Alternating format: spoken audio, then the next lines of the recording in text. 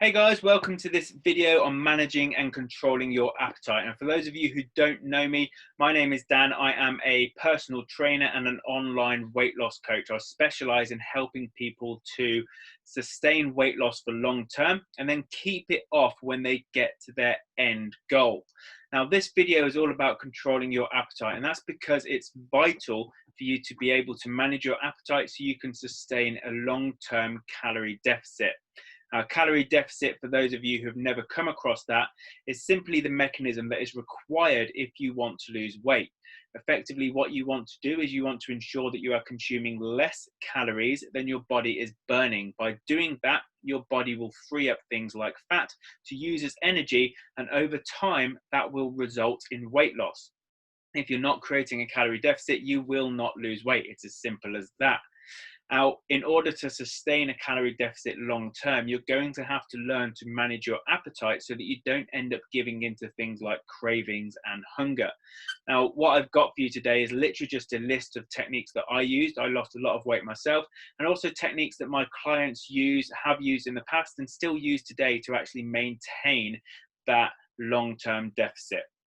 I've got a long list for you, so I'm going to dive straight into it because I want you to get to the end of the video. I don't want you to get bored. So the first thing we're going to talk about is fiber. Now, fiber is incredibly important for your health, but actually it plays a big part in managing your appetite. And that's because fiber actually slows down the digestive process. So in other words, meals that are high in fiber will fill you up for longer than meals that are not high in fiber. And this is why foods like wholemeal versions of carbohydrates, so wholemeal bread, brown rice, brown pasta, stuff like that, is quite often spoken about by people who are trying to lose weight or encouraging you to lose weight and giving you diet suggestions. And it's because they have a higher fiber content, which means they fill you up for longer. So a lot of people forget about is actually some of the best sources of fiber are actually just low calorie fruit and veg. So things like broccoli, mushrooms, cauliflower, peas, things like that. There's a whole list. Most veg that you can think of that aren't things like potatoes, most green veg is going to be full of fiber and extremely low in calorie, which makes it a great option for you to add into your diet.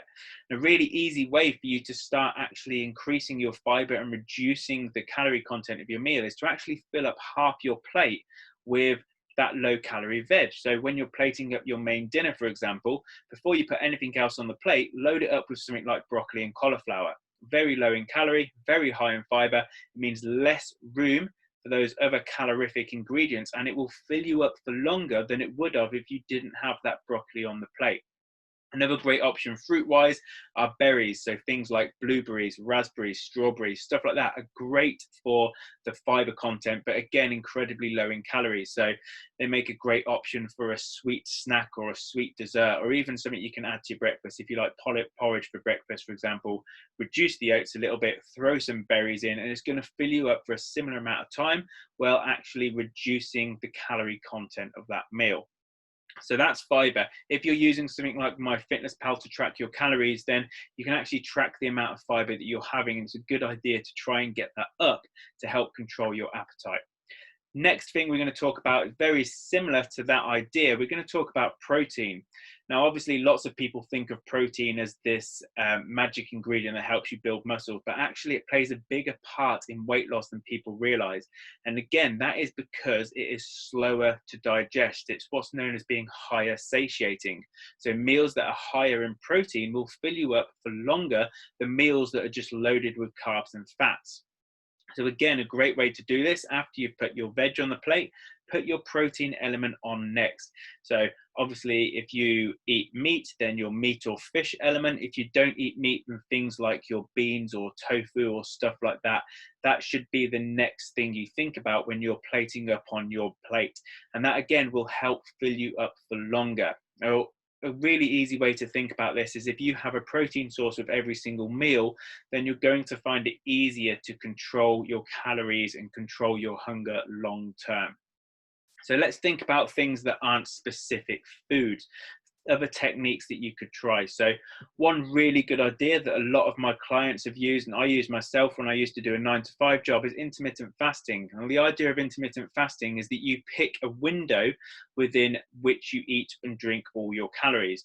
So for me, I had an 8-hour window. So from 1 p.m. till 9 p.m. would be the only time that I would eat. So effectively, I would skip breakfast, I would start eating at lunchtime, and then I would stop eating at 9 p.m. Now, there's nothing magic about intermittent fasting, but what you find is because you're squeezing more calories into a smaller window, you're going to feel fuller for longer while you're within that window. And what you can do, if you're someone who doesn't particularly like eating breakfast anyway, then it's a really good way to structure your day.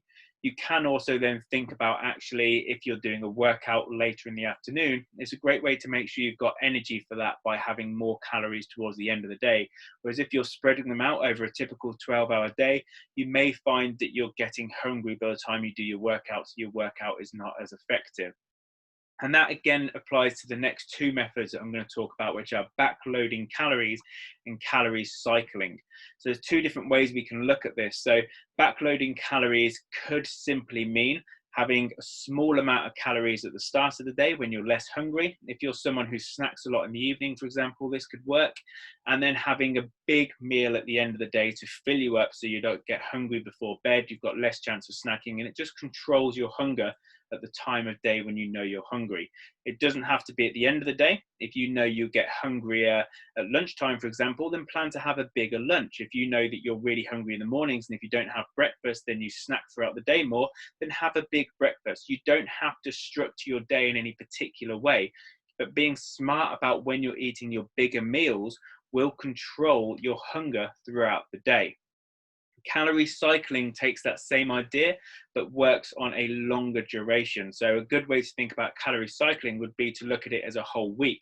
So if you know your weekends, because you're not distracted by things like work and routine, are when you tend to eat more calories and when you feel hungrier, then actually reduce the amount of calories you eat throughout the week and increase it at the weekend. And that could be a really easy way to just manage your calories. You consume the same amount of calories throughout the week, but actually you're having more at the weekend when you're likely to end up going over because you're hungrier, and less in the week when you find it easier to control it anyway. So just make sure that when you're doing that, that you're making the relevant adjustments throughout the week to make sure that that bigger calorie amount that you have at the weekend doesn't throw you over completely. Now, another good thing to think about here is what it is you actually crave in the first place. And the reason a lot of people struggle when they're trying to lose weight is that they're too restrictive. They try to control what they're eating too much. Now, I'm a big believer in the fact that life is for living, and you can't spend your entire life pretending and thinking that you're on a diet. It doesn't work. So you need to incorporate the foods that you like, the foods that you know are the ones that are most likely to be the ones that you give into if you're trying to restrict them. You need to incorporate them in your diet. So this isn't necessarily about hunger, but this is about the things that you crave. So for example, if you're someone who just cannot resist chocolate, then make sure you're fitting chocolate into your calories, okay? Plan to have some chocolate at the end of the day, or plan to have a chocolate bar with your lunch or something like that. If you're someone who just loves crisps, you really want to eat crisps, then just have some crisps, but account for them in your calories. Don't let them be the thing that causes you to fall off the wagon and give up completely. Now, this is an idea that actually confuses a lot of people, because people get this idea into their head that certain foods are bad. That's just not the case, okay? There is no real things as bad food and good food. There is simply food. Some food provide us with nutrients that are good for us, our health. Some foods just put a smile on our face that are good for our mental health. Me personally, I like chocolate, so most days I will have chocolate in some shape or form because it puts a smile on my face. It is that simple. And that is okay. You just need to make sure you're thinking about where you're fitting that chocolate in, and you're controlling it so you're not getting to a point where you go overboard and just have everything. And the really obvious thing that a lot of people don't think about when it comes to controlling hunger and controlling cravings is actually just be organized and plan. Okay. If you find you get to a point in the day, every single day when you're hungry, think about why that is and plan a way to work around it. That could be that actually you plan to have a meal at that point. For example, if you find that 11 o'clock in the day, you always get hungry, then why not actually try reducing the size of your lunch, for example, and fitting some more food in at 11 o'clock? So you're having the same amount of calories between those two meals.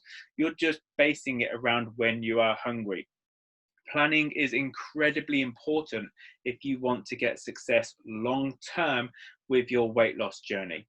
So there's just a few ideas for you. There's loads of other things that you can try, but I'm trying to keep this video down around about the 10-minute mark. If you need any more help, then please just reach out for me, okay? You can find me on Facebook. You obviously already know how to find me, or you wouldn't have seen this video in the first place.